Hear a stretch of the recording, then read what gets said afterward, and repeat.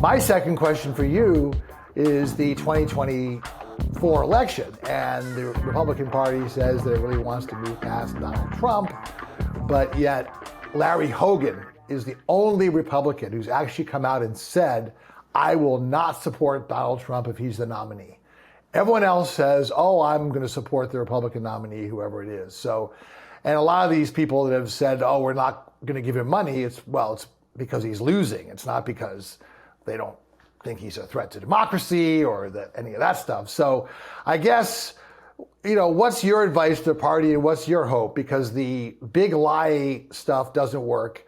The GOP is heading for another loss in 2024.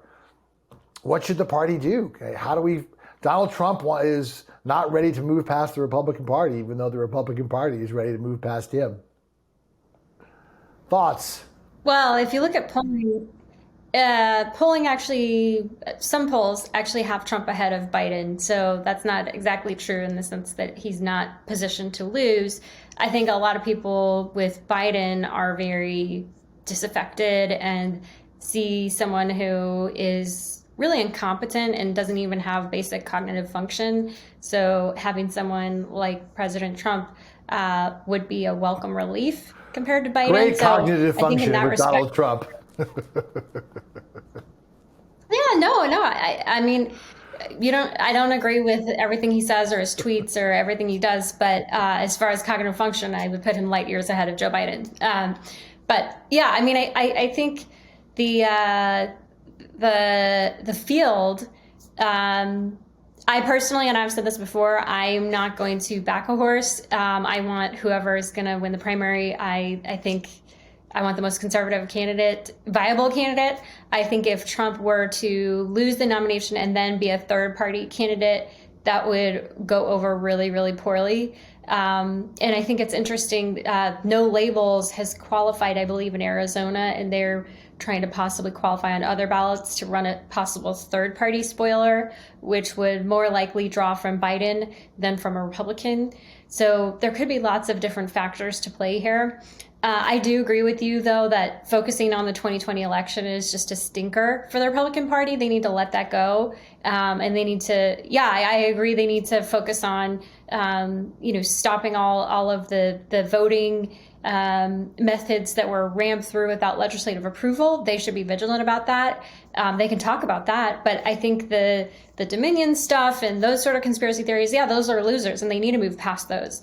I think the DeSantis thing, I'm actually reading his biography right now, and I'm really enjoying it because I'm seeing a guy who has put public service at the forefront of his entire career. I mean, he went from Harvard Law, where he could have made millions of dollars at a white shoe law firm, but instead he chose to be a naval JAG, and then went to serve in Congress, and now is the governor. So, and that's been his whole career basically. He's never. It's interesting, Republicans, part of why they like Trump is because he has worked in business. Ron DeSantis has always worked in public service. So he's more of a traditional Republican in that sense. So that's what I think will be an interesting. Another interesting thing that Ron DeSantis said in his book was that he helped to found the Freedom Caucus, and he said that they helped pave the way for Trump, which is really interesting. So we'll see what happens. Inequality paved the road for Trump. That more than anything, we'll see. And again, I think that Ron DeSantis is going to go the way of Scott Walker in 2016. That's my prediction. I don't think he'll be the nominee. But again, I guess what worries me is that you hear people saying, "Oh, Trump's terrible. He did this, he did that." But if he's the nominee, I'll support him. Is that what you're still saying? Are you going to support the Republican nominee, irrespective of who it is, even if it's Trump?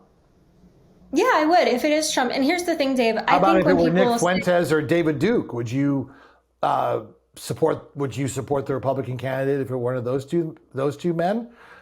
I mean, no, you wouldn't. Okay, so subverting the rule of law, democracy, and inciting an insurrection is okay, but I don't know. Where do you draw the line? I guess, obviously, in my mind, not far enough, but. Well, neither of those guys is going to get it. And if they did, then yeah, I wouldn't support But them. that's But what here's the everyone thing. says. Oh, don't worry, Trump's not going to get it. That's what they said in 2016. No, I'm not saying This Trump is the could very well get it. same tape over and over again. No. I'm saying Nick Fuentes is not going to get it. Trump could very well get it. And if he does, then I would. But here's the thing. When people say the Trump was this existential threat to democracy, I think that's a lie. I don't agree with that. Because if it was true, then I wouldn't support. No, but a lot of people do say that. And I think that that's not true. And if it was, then I wouldn't support him. Because he's coming. So everything that he did with the 2020 election, that was his same approach. He brought his same combative, litigation-minded self to the Oval Office. That's how he operated his entire life. So it wasn't about specifically, I want to destroy democracy. It was about, I am a litigious person and I'm going to fight for what I believe is right, tooth and nail. And so that's really what it was. He was not an agent of Russia, despite millions of dollars and the Mueller report. Trump was exonerated. Yeah. But the mainstream media has undermined him at every turn. So there's so many lies about him. And again, he would be prosecuted if he actually had incited an insurrection. There's a very technical legal definition of it that threshold has never been met. So it's a lie to say that he incited insurrection. It's absolutely not true. Well, we will agree to disagree on that one. But the thing is, I think this is putting the best possible face on it. You know, when you look at all the stuff that he's done, you know, he basically defrauded the American people and tried to overturn a free and fair election. Now, I think your argument was valid, even though it's a push, until Election Day 2020. After that, everything changed. And I remember even saying to myself, when they called Pennsylvania for Biden that following Saturday, and he had won, I said, you know what, we got off easy. Trump could have done a lot worse. And sadly, the damage that he did after the election was far worse than before the election. And people that's one of the things that he's been so good at. He's lowered the bar so much that even people that follow it all the time, and we just get so dumbed down by it that nothing seems to faze us anymore. He can call up people and ask them to change votes, and he can, consider all this stuff. But anyway, so we will see. My only advice or my only hope is that the Republican Party can move on.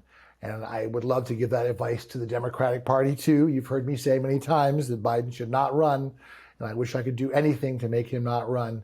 I think the country would be best served if neither Donald Trump nor Joe Biden were the nominees in 24. That we can agree on. We can agree. A lot of people believe that, and we can agree on Biden. Yes.